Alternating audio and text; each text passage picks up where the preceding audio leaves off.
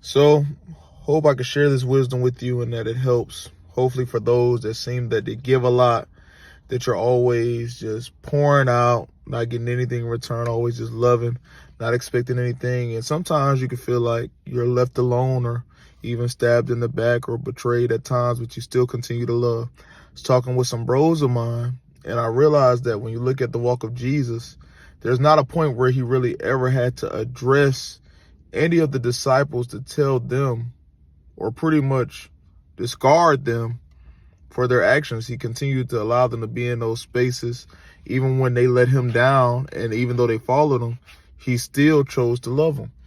Sometimes I believe that people with big hearts or people that feel like they love or give a lot, we don't realize that sometimes we bear suffering well, and people identify that. They're able to notice that we can bear pain and bear their pain, because if they were to try somebody else regarding those pains, they know those people will leave.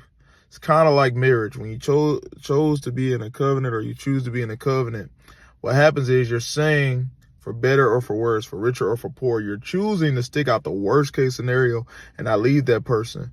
But it's just like Jesus. Like, at what point does he say, hey, I have to let you go? Like, you're not worth staying with. Peter denied him and he still loved him. Judas betrayed him, identified him, and he still called him friend. And there are some people like us that choose to stick out the worst case scenario. But I'm here to let you know that it's okay to suffer just a little bit for somebody else to be better. I know it sounds crazy. I know it sounds insane. But your reward is bigger than what you're currently going through. There has to be somebody that chooses to be the light when people aren't so great.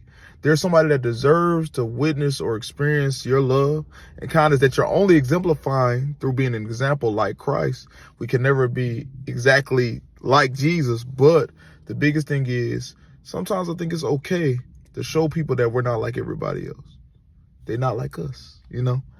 We can be different. We could be different, and we could show a love that a lot of people don't get to experience because we chose to think about self rather than being selfless and showing people that you're not forsaken or forgotten because of your traumas and your triggers and things that aren't personal to us, but just what happened to you in life. So I just want you to keep that near and dear. For those that are loving, that's giving your all and giving out, I believe there are healthy boundaries. It's okay to say no. And it's okay to say yes to people that you wouldn't normally say yes to. You just have to be led by the Holy Spirit to know who are the ones that you should pour into, you should give your love to, your kindness to, your efforts to, and also know when to not give those things, because it just takes discernment. But overall, let your light, let your life, let your response exemplify the love of Christ in all things that you decide to do. So, Proverbs from Young, I hope this blesses you. Baby.